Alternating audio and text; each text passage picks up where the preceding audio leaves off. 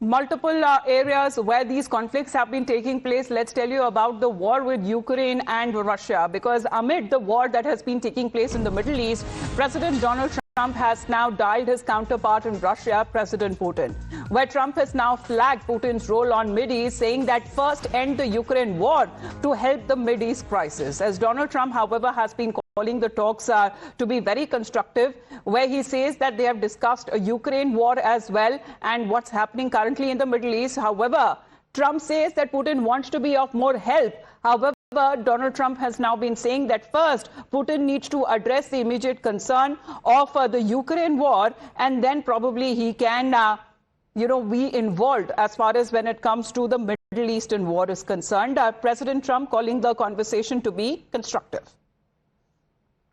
I had a very good call with President Putin. We had a lot of people on the line from our side, from his side. We were talking about Ukraine, which is just a never-ending fight. And there's tremendous hatred between President Putin and President Zelensky. They can't seem to get it together. But I think it was a positive call on that subject. And we obviously talked then about the Middle East. And he wants to be helpful. I said, you could be more helpful by getting the Ukraine-Russia war over with. That would be more helpful. But we had a very good talk, and he wants to be very constructive. Well, Srinjoy, good morning. What does being constructive here means? Because as far as the attack on Iran is concerned, Russia has come forward to condemn it.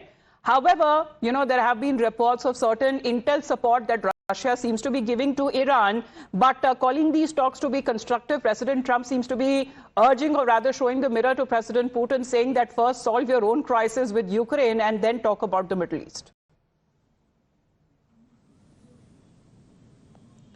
He is being very diplomatic, and very often he isn't, but this time he has.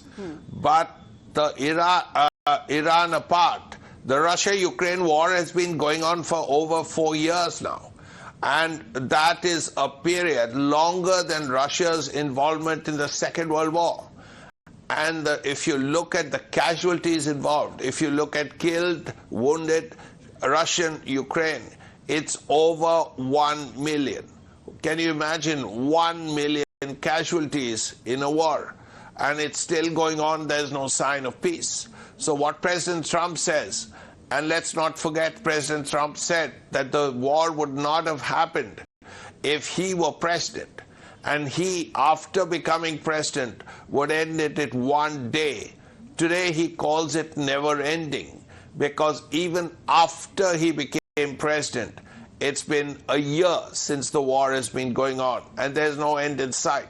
So clearly he wants the war to come to an end, and he's told President Putin that, look here, you want to help out as far as solve this crisis with Iran is concerned, but look at your backyard, sort out your problems, end the war with Ukraine. That is his message to the Russian president.